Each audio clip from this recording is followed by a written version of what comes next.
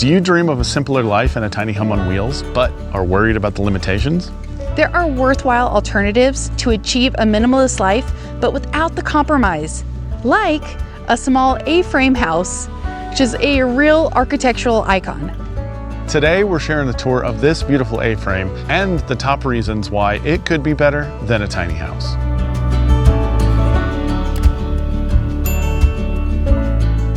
Hi, I'm Christian. And I'm Alexis, and this is the Chalet in La Pine, Oregon.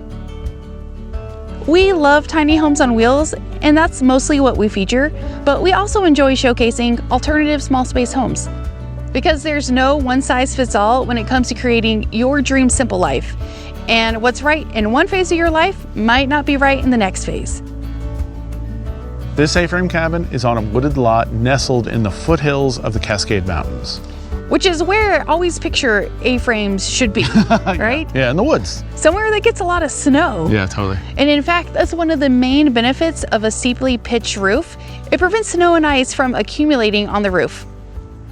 Having a wall of windows is very classic A-frame, but having a black exterior is kind of the modern version. Yeah, and it makes it real moody. Yeah, totally. I feel extra nestled in the woods here. Well, let's go take a look inside. Why, thank you.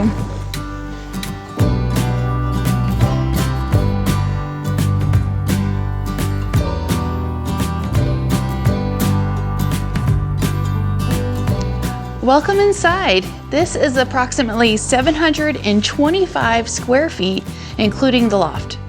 One of the amazing things about having an A-frame like this is that you could have this vaulted ceiling. It makes it feel so much bigger.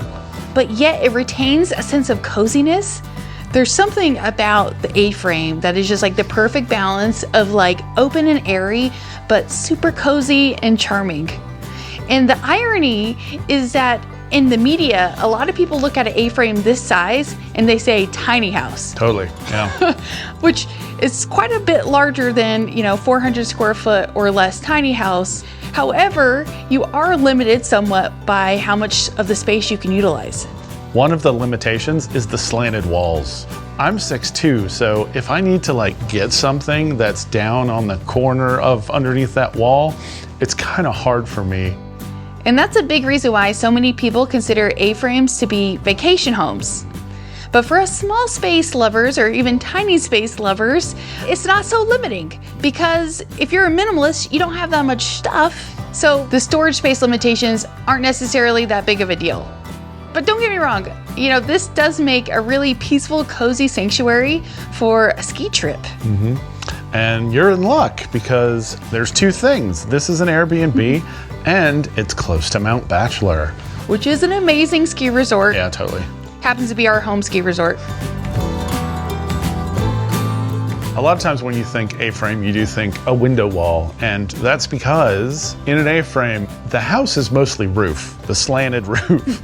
So you want to have a lot of light inside and connect yourself with nature outside. So that's why it's always a really great option to have that. Skylights, of course, are another great way to add more light in an A-frame. Mm-hmm. So this A-frame is very much a classic A-frame. It is open floor plan, and it also has the front vaulted ceiling, which makes this a really great room. Yeah, truly, yeah. It is the great room. Yep. And one of the nice things about all this open space is that you have room for a big, luxurious sofa over here. Huge. It's huge. You can get 3 of me on there. It's perfect for hanging out after going skiing, right? Mm-hmm. Totally. And this giant L-shaped sofa is an example of something that is hard to achieve in a tiny house on wheels. You can fit in pretty sizable sofas, but one this long, it would be tricky. Yeah, it would be most of the house. But one thing I do want to point out about an A-frame, again, one of the realities of the steeply sloped walls is that there's some dead space behind the sofa. Right, because you can't push it flat against the wall. And the dead space behind this sofa actually has a few bins back there, and it's long enough you could probably put all your skis and snowboards and stuff back there. Oh, true. Yeah. And you could do something custom, which is to build a shelf in between the beams. That's a great place to put your cup of tea, but could also serve as a bookshelf. And on this side of the great room is the dining area and kitchen. And how freaking adorable is it? I can't get over it. Yeah, it's cute. And one big benefit of the open floor plan is that there's plenty of room to put a dining table. And a round table in a space like this is a good idea. Very good. For general flow of the space and not bumping into sharp corners, which I have a real knack for. You do. You don't know me. And on this side of the house, it has the loft upstairs, so that's why the ceiling drops down. But because you can look into the great room, it still feels so open. And for such a small home, the kitchen feels quite roomy. This layout is my favorite, which is the L shape. Makes for convenient pivoting to all the essentials while you're cooking.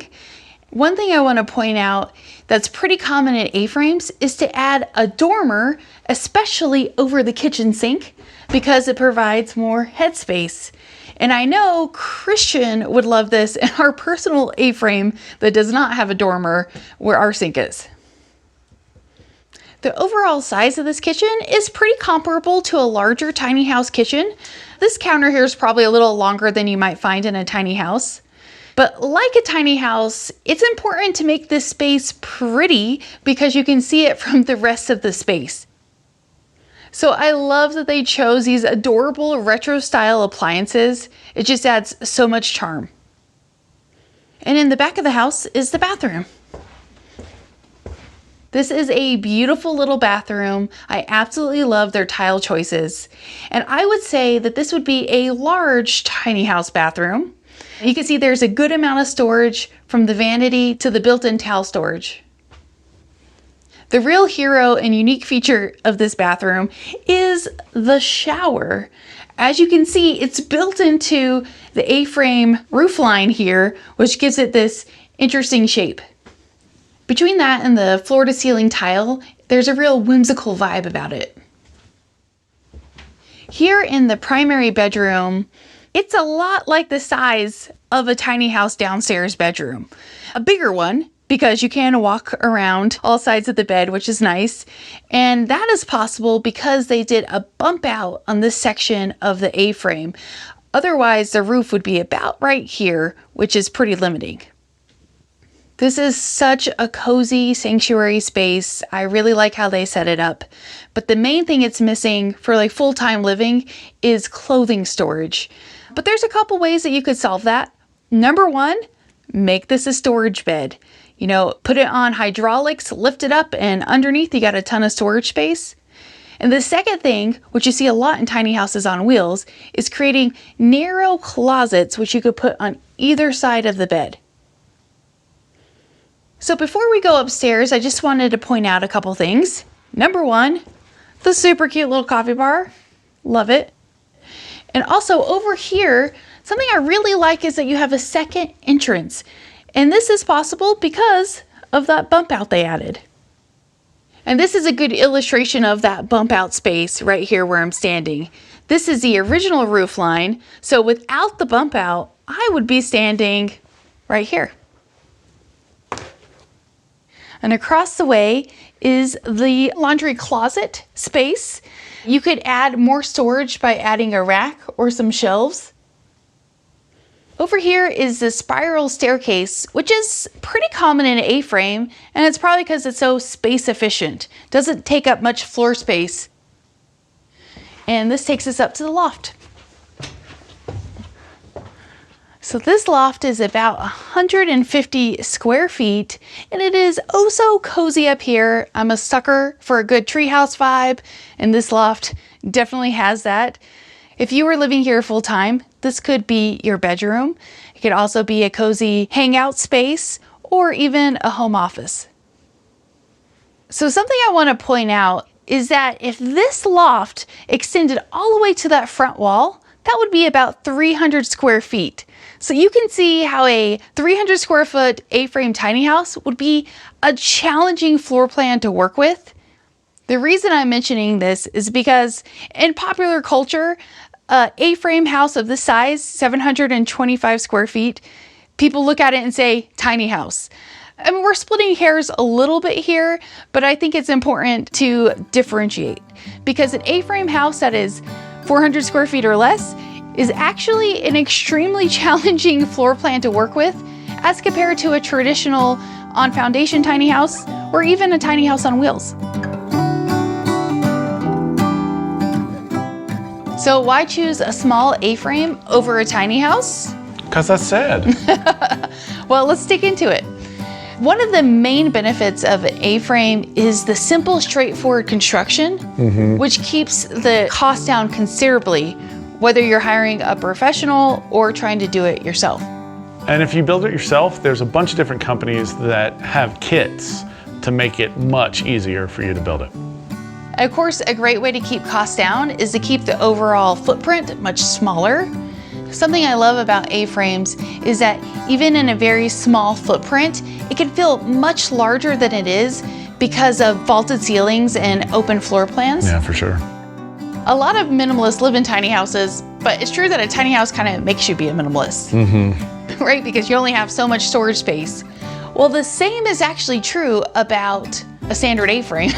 As we pointed out, because of the steep roof, you are limited by what you can do. But the hidden benefit there is it limits how much stuff you can accumulate. Totally. So if you're someone who wants to live with less, but wants a grander feeling space, this could be for you. With building an A-frame house over a tiny house on wheels, it complies with local building and zoning laws. So because of that, the whole process will be a lot easier. Absolutely, which makes it easier to get insurance and financing. One small caveat from our own personal experience is sometimes mortgage companies can struggle to find what they call comps. Yeah, so that would be something that is comparable to the house you're buying. So another A-frame house about the same square footage. And the issue is there's not that many A-frame houses, but it can be done, especially if your local mortgage broker is willing to work with you. So the question is, what would you prefer? A tiny house on wheels where you can have location flexibility, or the kind of grandness of an A-frame house? Please let us know in the comments below. And if you're looking for more A-frame inspiration, check out the tour of our personal home that was built in 1975. It's a bit of a fixer-upper, but we love it. After living in our extra tiny house for 7 years, we were ready for a little bit more space to begin our homesteading journey.